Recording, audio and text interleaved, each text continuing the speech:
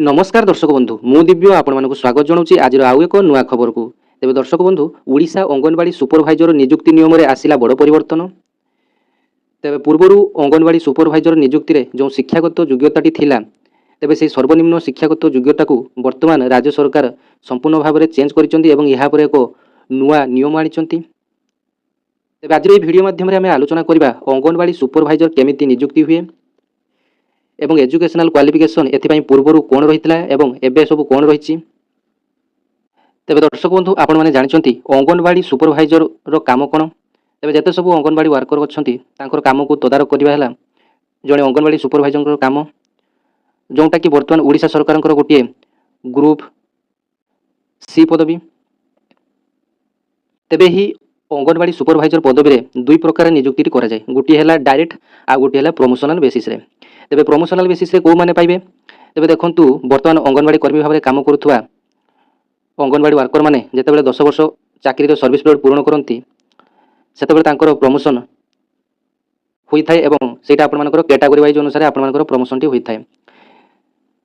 जेते भी आपनकर वैकेंसी आसे 50% आपनकर प्रमोशन बेसिस रे एवं आउ 50% जो वैकेंसी पोस्ट रहिला सेटा आपनकर डायरेक्ट रिक्वायरमेंट थ्रू रे बाहर जेमिति कि वो ट्रिपल एससी तरफ 2024 रे कंडक्ट होइतला परीक्षा आज जेमिति वो ट्रिपल एससी रे आरआई एआरआई अमीन आईसीडीएस सुपरभाइजर जोटा अंगनवाड़ी सुपरभाइजर आज तार रिजल्ट बाहरी जोटा कि वो ट्रिपल एससी कंडक्ट करथिला आज मध्य तार रिजल्ट बाहर आपण माने जानिथिबे। तेबे प्लस 3 बेसिस रे आपण मानकर सेटा अप्लाई होतला। तेबे एटा डायरेक्ट बेसिस रे आपण मानकर अप्लाई होइतला वो ट्रिपल एससी कंडक्ट करथिला आज तार रिजल्ट बाहरी एवं समस्त पास करिसंती। तेबे आपण माने जानि गले यार नियुक्ति प्रक्रिया को नै तेबे डायरेक्ट नियुक्ति हुए आ गुटे हला आपण मानकर प्रमोशनल ये हुए। जो माने 2025 रो एही अंगनवाड़ी सुपरभाइजर जॉब को नै अपेक्षा करचंती तेबे आगामी गोटे मास मध्य आपण मानकर एही अंगनवाड़ी सुपरभाइजर पदवी रे नुआ नियुक्ति आसिया पई जाउची जार एलिजिबिलिटी क्राइटेरिया आपण माने मध्य जानि रखंतु एटा केवल फ्रेशर पिला मानको पई बारियो प्रमोशनल बेसिस रे जेतेबेले आसे सेतेबेले आपण मानकर कोनोसी आपण माने जानि परिबे नाही कारण सेटा आपण मानकर अंगनवाड़ी डिपार्टमेंट मध्य रे जो माने कर्मी थिबे सेमानको पई प्रमोशनल बेसिस रे सेमाने प्रमोशन टी पाई जिवे। जो नुआ रिक्वायरमेंट बाहरुची सेटा आपण मानकर एडवर्टाइजमेंट हिसाब रे आपण मानकर गवर्नमेंट वेबसाइट रे गवर्नमेंट रो जो रिक्वायरमेंट वेबसाइट अछि नियुक्ति वेबसाइट अछि सेठी आपण मानकर देखे पई पाइबे। तेबे खूब शीघ्र अंगनवाड़ी सुपरभाइजर पदवी रे नियुक्ति आसे पई जाउची।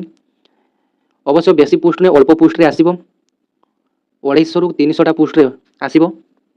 उथरे एजुकेशनल क्वालिफिकेशन रहयो +3 जो माने फ्रेशर पिला पकेबे सेमानकर सर्वनिम्न योग्यता होइथिबा दरकार +3 करथिला आपण माने आवेदन करि परिबे।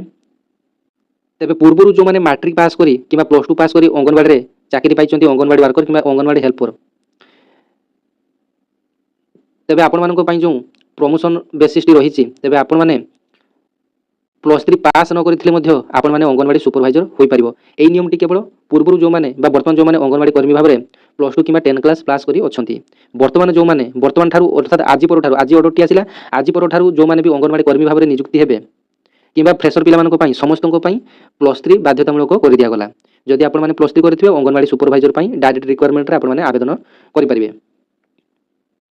तेबे दर्शक बंधु आपण माने जदि ए 2025 रो आईसीडीएस सुपरभाइजर बा अंगनवाड़ी सुपरभाइजर पई जदि ए नियुक्ति पई जदि अपेक्षा करचंती तेबे आ गुटी मास अपेक्षा करंतु निश्चित भाबरे आपण मानकर यार नोटिफिकेशन टी आसी जिवो। एबे आसंतु एही अंगनवाड़ी सुपरभाइजर रो सब किछि डिटेल्स अर्थात जॉब प्रोफाइल टी जानि नबा। तेबे देखंतु एही अंगनवाड़ी सुपरभाइजर हेबा पई प्रथम एजुकेशनल क्वालिफिकेशन कथा जदि कहिबा +3 मिनिमम +3 पास करथिबा आवश्यक। एज कथा जदि आपे कहिबा तेबे 18 वर्ष रु 38 वर्ष होइथिबा आवश्यक एवं एज रिलैक्सेशन मध्य रहिछि जेमिति कि एससीबीसी एससी एसटी मानको पई 5 वर्ष एज रिलैक्सेशन रहिछि। तेबे देखंतु दरमा कथा जदि कहिबा तेबे जेहेतु एटा डायरेक्ट रिक्वायरमेंट होछि तेबे एटा गुटे ग्रुप बी वर्तमान पदवीटी को ग्रुप बी रे शामिल करा जायछि जहार बेसिक पे रहिबो 35400 टंका एवं वर्तमान डीएटी आपण माने जानिथिबे 55% डीए आपण मानको मिलुछि। तेबे तापरे house rent allowance travelling allowance ए सब मिसिकी आपण मानको टोटल आपण मानकर 55000 टंका आपण माने वर्तमान पाइबे एवं जदि आपण मानकर एनपीएस बाबद को 3000 4000 टंका काटिबो तापरे इन हैंड आपण माने 50 रु 51000 टंका आपण माने पाइ परिबे। तेबे एति पई आपण मानको गुटिए एग्जाम देबा पई पड़िबो जोंटा कि गुटिए सीबीटी मोड रे एग्जाम टी हेबो।